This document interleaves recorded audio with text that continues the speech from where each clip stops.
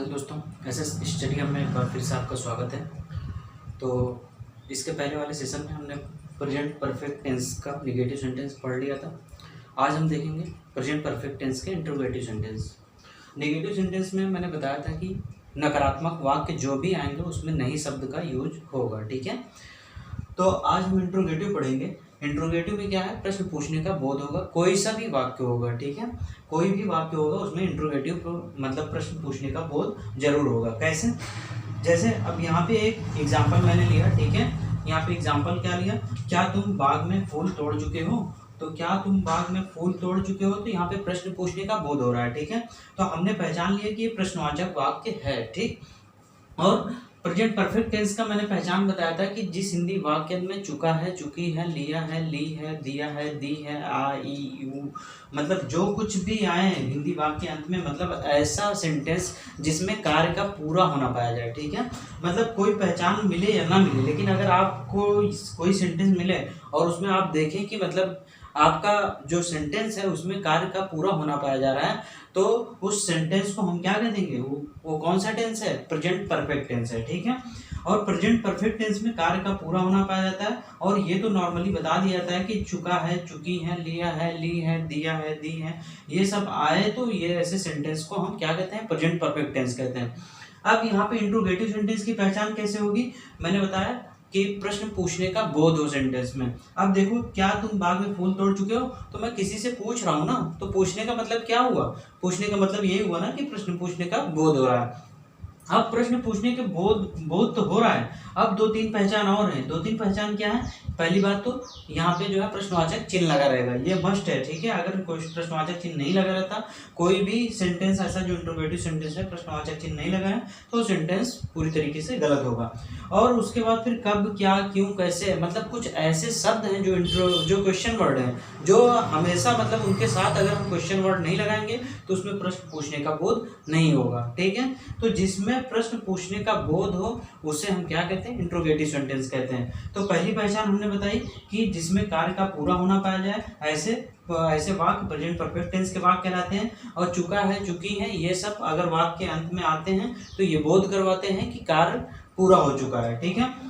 तो ऐसे सेंटेंस को हम क्या कहेंगे, प्रेजेंट परफेक्ट टेंस कहेंगे। और प्रेजेंट परफेक्ट टेंस के इंट्रोगेटिव सेंटेंस को हम देखेंगे कि इसका रूल क्या होता है। रूल वही होता है, मैंने बताया सिंगुलर सब्जेक्ट के साथ हैज का प्रयोग होता है। सिंगुलर सब्जेक्ट क्या होते हैं, ही, सी, इट, नेम, ये सब क्या होते हैं, सिंगुलर सब्जेक्ट होते हैं। प्लूरल सब्जेक्ट क्या होते हैं, आई, वी, यू, दे, ठीक है। तो ये सब क्या होते हैं, प्लूरल सब्जेक्ट होते हैं। प्लूरल सब्जेक्ट के साथ किसका प्रयोग होता है, हैव का प्रयोग होता है। यहाँ मैंने रूल नहीं लिखा, ठीक है। मैं चाहता हूँ कि थोड़ा शॉर्ट वीडियो बने और प्रभावी वीडियो बने।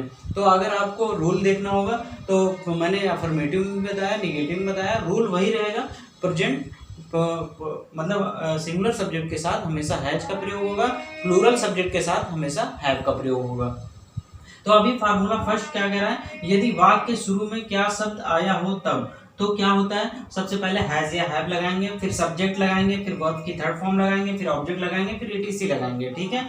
यदि वाक्य के शुरू में क्या शब्द आया हो, ठीक है। जैसे एक सेंटेंस मैंने लिया, यहाँ पे देखिए आप, यहाँ पे क्या शब्द शुरू में आया, नहीं आया, तो आया है क्या शब्द शुरू में।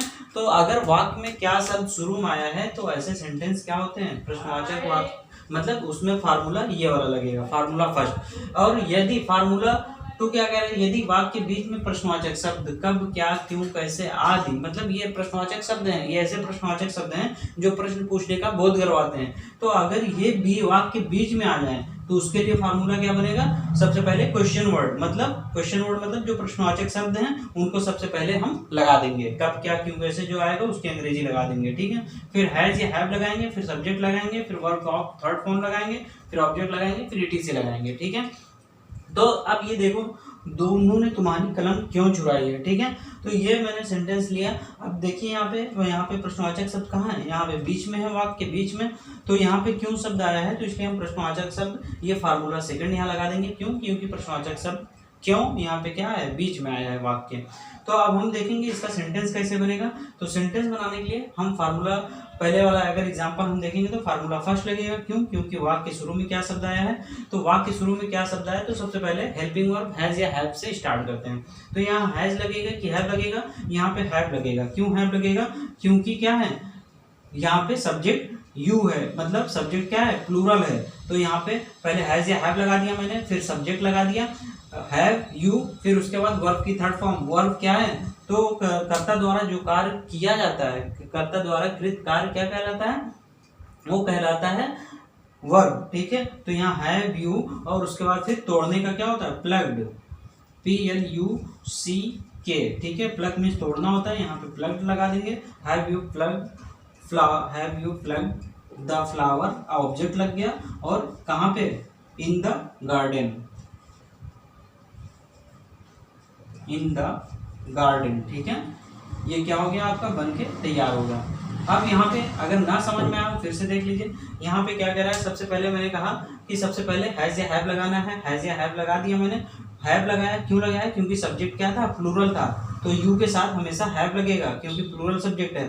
फिर उसके बाद वर्ब की थर्ड फॉर्म, प्लग मीन्स तोड़ना होता है, तो वर्ब की थर्ड फॉर्म लगाएंगे तो क्या हो जाएगा, प्लग्ड हो जाएगा। फिर ऑब्जेक्ट, ऑब्जेक्ट क्या, ऑब्जेक्ट कह रहा है तो ऑब्जेक्ट लगा दिया मैंने। ठीक है, फिर उसके बाद फिर बचा ETC जो है इन द गार्डन, कहाँ